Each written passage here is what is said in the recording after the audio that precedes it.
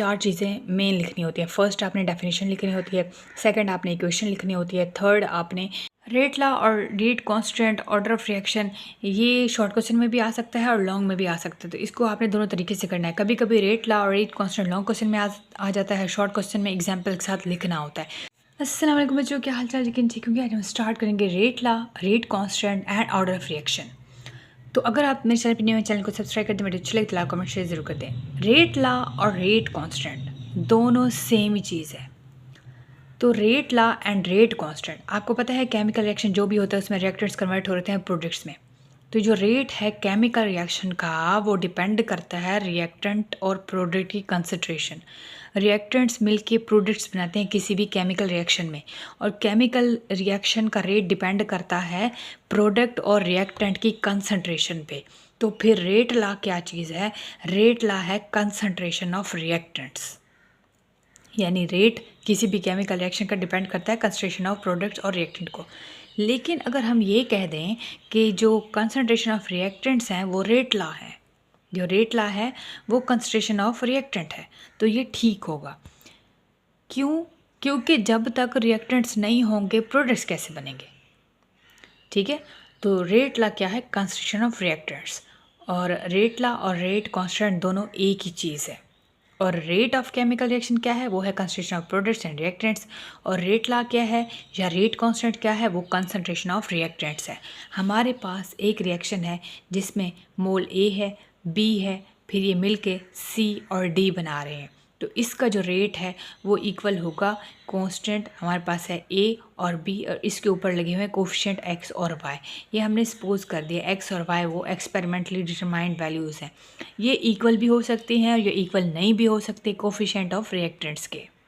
Rate law और rate constant order of reaction, ये short question में भी आ सकता है और लॉन्ग में भी आ सकता है, तो इसको आपने दोनों तरीके से करना है। कभी कभी रेट लॉ और रेट कांस्टेंट लॉन्ग क्वेश्चन में आ जाता है, शॉर्ट क्वेश्चन में एग्जाम्पल के साथ लिखना होता है। शॉर्ट क्वेश्चन का 1 नंबर होता है और 1 नंबर होता है आपका ये एग्जाम्पल का, तो ये मिल के ये 2 नंबर का शॉर्ट क्वेश्चन आता होता है। तो आपने डेफिनेशन लिखनी होती है, आपने एग्जाम्पल लिखनी होती है। तो रेट लॉ और रेट कांस्टेंट इसके ऊपर शॉर्ट भी आ सकता है, लॉन्ग भी आ सकता है, और ऑर्डर ऑफ रिएक्शन पे तो जाहिर है फिर इसके ऊपर तो लॉन्ग ही आएगा। चीज़ को हम रेट इक्वेशन भी बोलते हैं।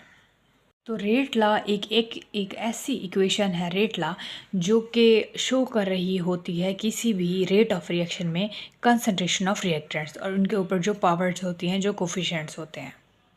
ये जो ब्रैकेट्स हैं ये शो कर रही होती हैं मोलर कंसंट्रेशंस, और ये जो के है ये इस चीज़ को रेट कांस्टेंट भी कहते हैं या रेट लॉ भी इसको बोलते हैं। ये जो के है इसको हम रेट कांस्टेंट कहते हैं, और रेट लॉ और रेट कांस्टेंट एक ही बात है। रेट कांस्टेंट को हम प्रोपोर्शनलिटी कांस्टेंट भी बोलते हैं। फॉर एग्जांपल आपके पास नाइट्रोजन और हाइड्रोजन का, ये अमोनिया का है, आपके पास रेट कांस्टेंट के हमारे पास है, अमोनिया ऊपर NH3 और इसकी जो पावर आएगी वो 2 आएगी, और यहाँ पे N2 और H2 इसकी पावर जो है वो 3 आएगी। तो यहाँ अगर हाइड्रोजन बढ़ रहे हैं तो रेट ऑफ रिएक्शन भी बढ़ेगा। यहाँ पे जो अमोनिया का है, नाइट्रोजन और हाइड्रोजन आ रहे हैं, तो rate of constant, rate of reaction देखें, प्रोपोर्शनल कांस्टेंट देखें, तो यहाँ पे अमोनिया और नीचे नाइट्रोजन है और हाइड्रोजन है। तो अमोनिया की जो पावर है वो 2 है और यहाँ पे हाइड्रोजन की है 3, तो मतलब हाइड्रोजन की कंसंट्रेशन यहाँ पे बढ़ रही है। अगर हाइड्रोजन की कंसंट्रेशन बढ़ती है तो रेट ऑफ रिएक्शन भी बढ़ेगा। तो यहाँ पे जो रेट कांस्टेंट है या ऑर्डर ऑफ रिएक्शन है वो यहाँ पे 2 भी आ रहा है। इस तरह एग्जाम्पल में रेट कांस्टेंट जो है ऑर्डर ऑफ रिएक्शन इक्वल हो भी सकता है, इक्वल नहीं भी हो सकता।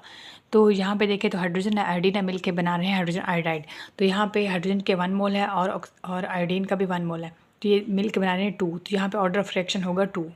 तो ये एक्सपेरिमेंटली डिटरमाइंड वैल्यूज़ होती हैं, ये बराबर हो भी सकती हैं और नहीं भी हो सकती कोफिशिएंट ऑफ रिएक्टेंट्स के। स्पेसिफिक रेट कांस्टेंट क्या होता है? स्पेसिफिक रेट क्या होता है? स्पेसिफिक रेट कांस्टेंट जब रिएक्टेंट्स की वैल्यूज़ जो है वो सेम रहती हैं, चेंज नहीं होती, तो इस चीज़ को हम कहते हैं रेट, स्पेसिफिक रेट कांस्टेंट। ये केमिकल रिएक्शन के अंदर जब rate of reaction when the concentration of reactants are unity यानी सेम रहती हैं, तो इस चीज़ को हम कहते हैं specific rate constant of a chemical reaction.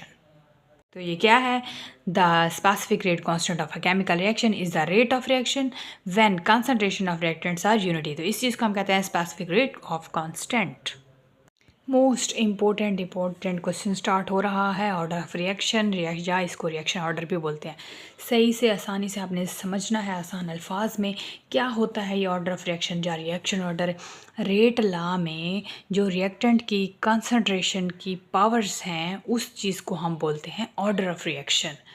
The order of reaction with respect to specific reactants is exponent applied to reactants concentration within this rate equation. यानी रेट लॉ में, रेट इक्वेशन में जो reactants की concentration है उनके ऊपर जो powers आ रही हैं असल में उनको ऑर्डर ऑफ रिएक्शन या रिएक्शन ऑर्डर कहते हैं। यानी रिएक्टेंट्स कंसंट्रेशन की जो पावर्स हैं, उन जो कंसंट्रेशंस की पावर है उस चीज़ को हम कहते हैं ऑर्डर ऑफ रिएक्शन। अब फॉर एग्जांपल यहाँ पे देखें कोई रेट है, यहाँ पे रेट ला यहाँ पे दिखाया गया है, ये है सिर्फ एक है यहाँ पे कंसंट्रेशन, तो रिएक्टेंट्स की सिर्फ एक कंसंट्रेशन है यहाँ पे, तो यहाँ पे जो ऑर्डर होगा वो होगा एक। फॉर एग्जांपल यहाँ पे इसकी पावर आ गई, कंसंट्रेशन ऑफ रिएक्टेंट्स की पावर 2 अगर आ गई है यहाँ पे, तो जो रेट ऑफ ऑर्डर होगा वो होगा 2। अब हम पढ़ रहे हैं टाइप्स ऑफ रिएक्शन ऑर्डर्स। ये रिएक्शन ऑर्डर की टाइप्स पढ़ रहे हैं। सबसे पहले है जीरो ऑर्डर रिएक्शन। ये मोस्ट इंपॉर्टेंट लॉन्ग क्वेश्चन के तौर पे आ सकता है। जीरो ऑर्डर रिएक्शन में जो रिएक्टेंट की कंसंट्रेशन होती है वो इंडिपेंडेंट होती है, मतलब रिएक्शन होता रहता है, इसकी कंसंट्रेशन के ऊपर डिपेंड नहीं करता ये रिएक्शन, इसलिए हम इसको जीरो ऑर्डर रिएक्शन कहते हैं। जो रेट ऑफ रिएक्शन की कंसंट्रेशन है ना वो जीरो ऑर्डर में इंडिपेंडेंट होती है। फॉर एग्जांपल फोटोकेमिकल रिएक्शन ये होता रहता है, इसकी रिएक्टेंट्स की कोई ख़ास वैल्यूज़ नहीं होती, कंसंट्रेशन नहीं होती, जितनी मर्जी आप कार्बन डाइऑक्साइड गैस और वाटर यूज़ हो और ग्लूकोज बनता रहे, ऑक्सीजन रिलीज होती रहे। तो फोटोकेमिकल रिएक्शन ये भी जीरो ऑर्डर रिएक्शन की एग्जांपल है। मतलब इसमें क्या होता है, तो zero order reaction is independent to concentration of reactants, यानी ऐसा ऑर्डर ऑफ रिएक्शन जो कंसंट्रेशन ऑफ रिएक्टेंट के इंडिपेंडेंट है। फॉर एग्जांपल जहाँ पे कोई प्रोडक्ट है, रिएक्टेंट है ए और प्रोडक्ट बन रही है, तो रिएक्टेंट ए है और इसकी कंसंट्रेशन की वैल्यू जो है वो ज़ीरो है। फॉर एग्जांपल यहाँ पे हाइड्रोजन है और क्लोरीन है, तो ये मिलकर हाइड्रोक्लोरिक एसिड बना रहे हैं, तो रिएक्टेंट्स की वैल्यू जो है independent of concentration of reactants के हैं। रिएक्टेंट्स की वैल्यू जो है वो इंडिपेंडेंट है। तो यहाँ पे देखें जो रेट कॉन्स्टेंट आया है यहाँ पे ज़ीरो ऑर्डर है ये। अच्छा, नेक्स्ट है अमोनिया। अमोनिया की जो फॉर्मेशन है वहाँ पे भी जो कंसंट्रेशन है वो इंडिपेंडेंट है रेट ऑफ रिएक्शन के। तो यहाँ पे देखें हमने जब रेट कांस्टेंट लिखना होता है ना तो रिएक्टेंट्स की वैल्यूज़ लिखनी होती हैं। तो यहाँ पे 2 आ रहा है तो हमने 2 नहीं लिखना, क्योंकि ये जो रिएक्टेंट्स की जो कंसंट्रेशन है वो इंडिपेंडेंट है, इस वजह से हम यहाँ पे ज़ीरो लिखेंगे ज़ीरो ऑर्डर में, क्योंकि ज़ीरो ऑर्डर में जो कंसंट्रेशन ऑफ रिएक्टेंट्स हैं वो इंडिपेंडेंट है, तो इसलिए हमने अमोनिया के लिए यहाँ पे ज़ीरो लिख लिया है, हमने 2 नहीं लिखना। तो हमने ये चीज़ यहाँ पे उठा के लिख ली, हमने यहाँ पे ये उठा के लिख लिया, ये ज़ीरो ऑर्डर की एग्जांपल्स हैं। अच्छा, आपने 4 चीज़ें मेन लिखनी होती है। फर्स्ट आपने डेफिनेशन लिखनी होती है, सेकंड आपने इक्वेशन लिखनी होती है, थर्ड आपने ये जो रेट इक्वेशंस है ना ये रेट ये वाले लिखने होते हैं, रेट इक्वेशंस ये एक्सप्रेशन लिखने होते हैं, और 4 जो होती है मेन चीज़ आती है क्वेश्चन के अंदर वो होते हैं यूनिट्स, वो लिखने होते हैं। यूनिट्स हम नेक्स्ट टॉपिक में पढ़ेंगे। तो फिर जो आपका एक क्वेश्चन है वो कंप्लीट हो जाता है।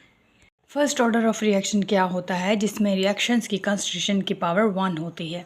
क्या मतलब है इस बात का, the reaction which sum of exponents of concentration is the rate equation is 1, यानी कि कंसंट्रेशंस ऑफ रिएक्टेंट्स उसकी पावर जो है वो 1 है। यहाँ पे जो एग्जांपल है वो है डाई नाइट्रोजन पेंटॉक्साइड, ये डिकम्पोज हो रही है इंटू नाइट्रोजन और ऑक्सीजन में। यहाँ पे फर्स्ट बात थी हमारी डेफिनेशन की, जिसमें कंसंट्रेशन जो है रेट की वो 1 है, और सेकंड बात हो गई एग्जांपल की, डिकम्पोजिशन हमने लिखा। ये चीज़ आपने लाजमी लिखनी है, कोई ए है और ये प्रोडक्ट बना रहा है, फिर आपने यहाँ पे सेकंड बात एग्जांपल की बता दी, थर्ड आपने रेट एक्सप्रेशन बताने हैं रेट कांस्टेंट के। तो यहाँ पे देखें कि जो है ये हमारे पास आता है रिएक्टेंट्स की कंसंट्रेशन यहाँ पे आती है N2O5, तो यहाँ पे जो पावर है वो 1 है। ये 2 नहीं लिखना, क्योंकि कोफिशिएंट डिसाइड नहीं करता ऑर्डर ऑफ रिएक्शन, आपने जस्ट इसको देखना, क्योंकि यहाँ पे तो इंडिपेंडेंट है, ठीक है। तो यहाँ पे ये 1 यहाँ पे लिखेगा, तो रेट जो है KA जहाँ पे आएगा 1। तो फर्स्ट ऑर्डर क्या होता है, जिसमें रिएक्शन इन विच ऐसा reaction in which sum of exponents की जो सम है concentration in the rate equation वो 1 होती है। तो यहाँ पे आ गई एग्जांपल आपकी फर्स्ट ऑर्डर रिएक्शन की। सेकेंड ऑर्डर रिएक्शन क्या होता है, बिल्कुल सेम इसकी डेफिनेशन फर्स्ट ऑर्डर की तरह है, बस यहाँ पे आपने 2 लगा देना है। ऐसा reaction in which sum of exponents of concentration in the rate equation वो होगी 2। सारी की सारी डेफिनेशन फर्स्ट वाली है, बस फर्स्ट में वहाँ पे 1 लिखा होता है, लेकिन यहाँ सेकेंड ऑर्डर में 2 लिखना है। अब रिप्रेजेंटेशन जहाँ पे है, फॉर एग्जांपल कोई रिएक्टेंट ए है और दूसरा भी रिएक्टेंट ए है, ये 2 रिएक्टेंट है, ये A2 बनाएंगे, प्रोडक्ट बनाएंगे। तो सेकंड ऑर्डर की पहले डेफिनेशन देखिए। अब हम एग्जांपल लिखेंगे, तो एग्जांपल NO है, ये ओजोन के साथ रिएक्शन कर रही है, NO2 और O2 में कन्वर्ट हो गई है। तो यहाँ पे हमने रेट कांस्टेंट लिखना है कि हमारे पास आएगा रिएक्टेंट्स की वैल्यूज़ NO और यहाँ पे O3, तो यहाँ पे 1 और 1, ये 1 + 1 होते हैं 2, तो यहाँ पे ये सेकंड ऑर्डर की एग्जांपल है, ऑर्डर ऑफ रिएक्शन होगा 2।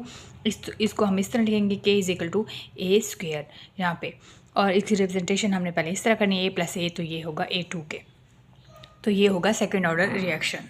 तो पेपर में या क्वेश्चन में इस तरह ही करेंगे, पहले डेफिनेशन लिखेंगे, फिर हम इस तरह रिप्रेजेंटेशन करेंगे, फिर एग्जांपल देंगे, फिर इस तरह रेट कांस्टेंट में हम लिखेंगे, और फिर हम इसका यूनिट लिखेंगे, और यूनिट हम नेक्स्ट टॉपिक में पढ़ेंगे। अब हमारे पास थर्ड ऑर्डर ऑफ रिएक्शन है, बिल्कुल सेम वही डेफिनेशन है, बस आपने यहाँ पे 3 लिख देना है। The reaction in which sum of exponents of the concentration is the rate equation is 3।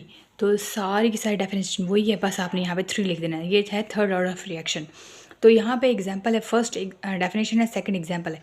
यहाँ पे सेकंड स्टेप में हम एग्जांपल लिखेंगे। यहाँ पे फेरिक क्लोराइड है, इसका रिएक्शन हो रहा है पोटेशियम हाइड्राइड के साथ, तो फेरिक हाइड्राइड बन रहा है और पोटेशियम क्लोराइड और आयोडीन मिल बन रहे हैं। तो यहाँ पर रेट जो है, थर्ड बात हो गई रेट की, तो रेट ला और रेट कांस्टेंट, यहाँ पे रेट कांस्टेंट क्या होगा, तो यहाँ पे फेरिक क्लोराइड और पोटेशियम हाइड्राइड लिखेंगे हम।